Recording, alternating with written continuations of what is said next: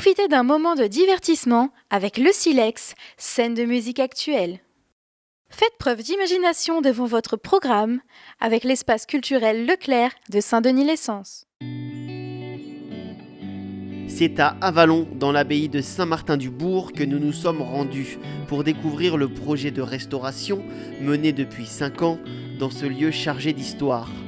En effet, tout commence dès l'Antiquité, où se succèdent un temple celte, un temple romain, puis une chapelle royale, et même une usine à grains durant la période industrielle.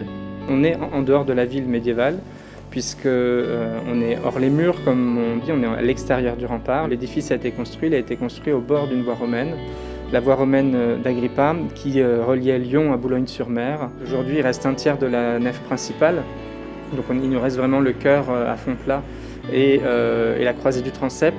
Il faut imaginer qu'il y avait une quarantaine de moines qui vivaient ici en permanence jusqu'au XIVe siècle. Au XIVe siècle, elle sera transformée en église paroissiale. Et c'est là qu'en fait ça va commencer à dépérir puisque des travaux se font sentir. Fait rarissime pour un monument historique, elle est détruite et morcelée pour être vendue aux enchères à la Révolution française. L'abbaye, quant à elle, connaît successivement 9 propriétaires.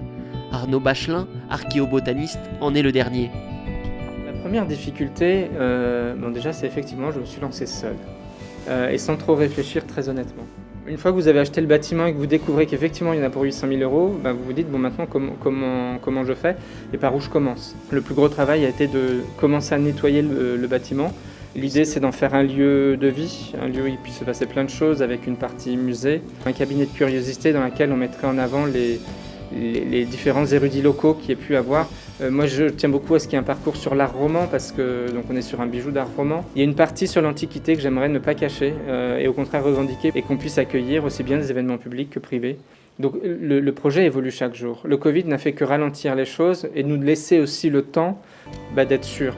Je trouve assez émouvant aussi l'idée de me dire que quand on touche une colonne, on touche au même endroit et la même pellicule que la personne qui venait pour un baptême ou qui venait prier ici.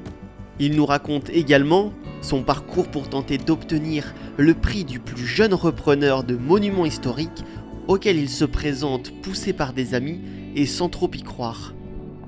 Quand j'ai présenté le projet, pareil, je suis sorti de la pièce et je me suis dit je l'aurai pas parce qu'on avait un temps imparti pour présenter les choses.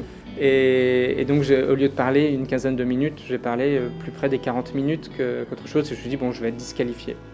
Et j'ai eu la grande surprise d'être retenu. Donc ça, j'étais assez fier de me dire que Saint-Martin-du-Bourg aura marqué d'une pierre le prix du jeune repreneur de monuments historiques. Donc tout d'un coup, en fait, on devient un super projet, etc. Alors que le projet n'a pas changé depuis la première fois où vous l'avez présenté déjà à des élus pour leur parler et savoir s'ils pouvaient vous aider, ne serait-ce que symboliquement.